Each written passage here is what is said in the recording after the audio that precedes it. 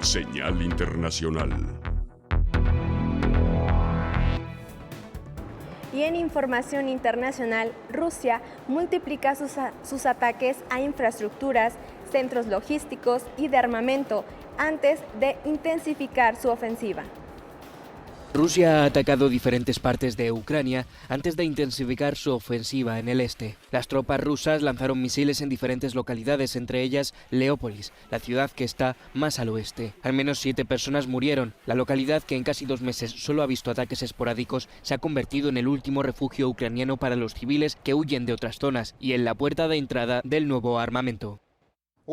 En la mañana del 18 de abril, misiles de alta precisión lanzados desde el aire por las fuerzas aeroespaciales rusas atacaron el centro de apoyo logístico de las tropas ucranianas número 124 de la región de Leópolis. El centro logístico y los grandes lotes de armamento extranjero entregados a Ucrania en los últimos 6 días por los Estados Unidos y los países europeos han sido destruidos.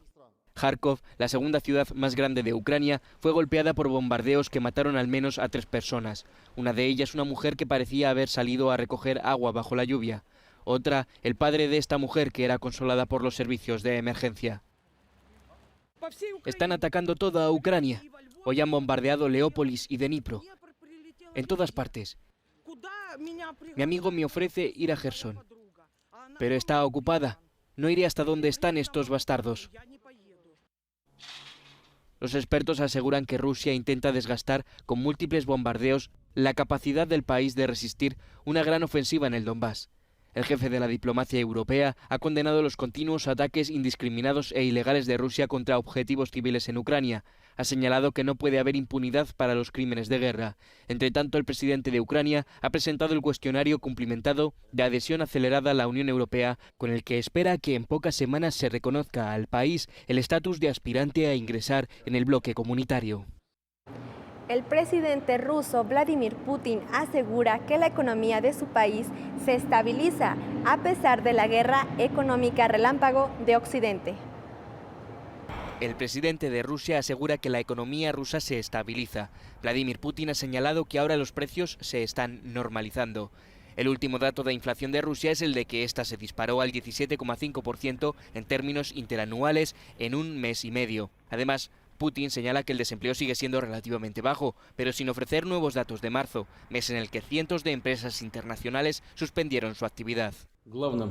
El principal factor negativo para la economía en los últimos años ha sido la presión de las sanciones, una presión más de los países occidentales. Pero la estrategia de la guerra relámpago económica ha fracasado. Además, las sanciones no han resultado en vano para los propios iniciadores. Me refiero al crecimiento de la inflación y el desempleo, al deterioro de la dinámica económica de Estados Unidos y los países de Europa, al descenso del nivel de vida de los europeos, a la devaluación de sus ahorros. Ha añadido que el tipo de cambio del rublo ha vuelto a los niveles de la primera quincena de febrero y que ahora está determinado por una balanza de pagos objetivamente fuerte. Su declaración se produce después de que la presidenta de la Comisión Europea, Ursula von der Leyen, señalara en una entrevista con el periódico alemán Bild que la quiebra estatal de Rusia era solo cuestión de tiempo. Durante la entrevista, la presidenta señaló que las próximas sanciones se centrarán en los bancos, en particular en el Sberbank, así como en el petróleo. Y en más información, Brasil levantará en los próximos días la emergencia sanitaria por COVID-19.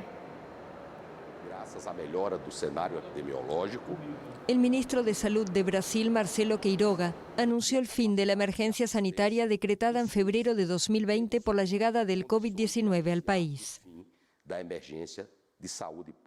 Según el gobierno, la decisión responde a la drástica caída del número de muertos y contagios en las últimas semanas. Queiroga indicó que en los próximos días habrá un acto normativo para concretar oficialmente la medida. Y destacó que esta decisión no significa el fin de la pandemia, advirtiendo que el país seguirá conviviendo con el virus. La emergencia sanitaria permite el uso de vacunas de emergencia y la compra de medicamentos sin licitación, entre otras medidas extraordinarias contra el COVID. El anuncio coincide con una reducción de las medidas de prevención contra el coronavirus y cuando más del 75% de la población brasileña está completamente inmunizada. Y hasta aquí la información de México y el mundo. Regresamos contigo, Julio, al estudio. Muchas gracias, Lupita Alcaraz, por este resumen informativo, como siempre, muy completo, que nos da el panorama de lo que ocurre en el globo terráqueo y en el territorio nacional. Vamos ahora a una pausa y regresaremos